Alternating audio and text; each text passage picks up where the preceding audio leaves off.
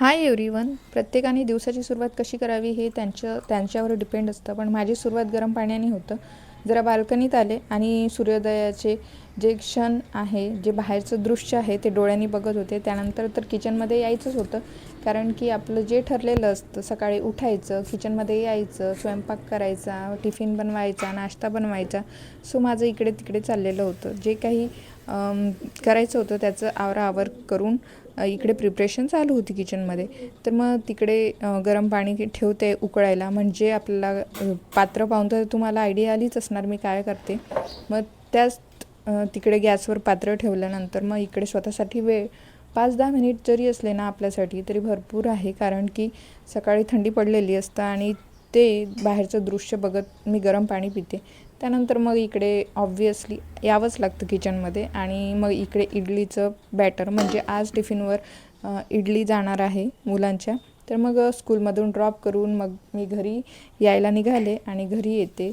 त्यानंतर बाहेर जी भयंकर थंडी पडलेली आहे ना, सगळे हात गारठले आणि थंडे झाले बिलकुल. तसेच कुल्लूलाही मी जरा वेळ बाहेर उभे होते, बस येतपर्यंत आम्ही वाट बघत होतो, तर त्याचेही हात गार झालेले होते. आणि आज मला तर चहा प्यायलाही वेळ मिळाला नाही, म्हणजे इतकी घाई झाली. तर मग आता मी किचनमध्ये आले स्वतःसाठी आणि चहा पीत आहे. म्हणजे चहा बनवला होता मी सकाळीच, पण मला प्यायला वेळच मिळाला नव्हता. जरा बिस्किटं घेतले आणि चहा, आणि मग इकडे येऊन बसले हॉलमध्ये आणि छान असं रिलॅक्स मूडमध्ये. कारण इकडे भागादौड तिकडे भागादौड, हे करायचं आहे ते करायचं आहे, मुलाला आवरायचं आहे, डबा तयार करायचा आहे. तर मग अशातच इतकं धावपळ होतं. आणि मग आज तर स्वतःसाठी वेळच मिळाला नाही, म्हणजे चहा प्यायला वेळ मिळाला नव्हता. मग आता इकडे निवांत असा चहा घेते आणि त्यानंतर मग समोरची कामं करूयात. आमच्या बिल्डिंगच्या खाली जी काल तुम्ही कुत्रीची पिल्लं मी दाखवली तुम्हाला, ते मी बघितलं आणि मला एक इन्सिडंट आठवला की एका एरियात ना असेच कुत्रीची पिल्लं झालेली होती. पण त्या लोकांची मानसिकता इतकी घाणेरडी होती की कुत्री आहे म्हटल्यानंतर ती पिल्लं देणारच, हे माहिती होतं, जसं की सगळ्यांनाच माहिती आहे.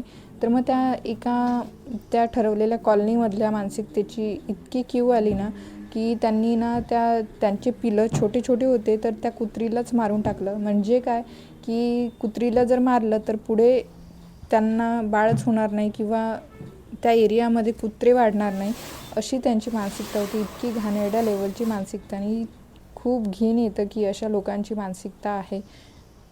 चला, तर मग इकडे जरा बेडशीट चेंज वगैरे केली घरामधली, आणि मग रिफ्रेश असं झालं आहे घर माझं. कुल्लू येतपर्यंत सगळं रेडी होणार आहे आणि मग छान असं फ्रेश वाटणार आहे.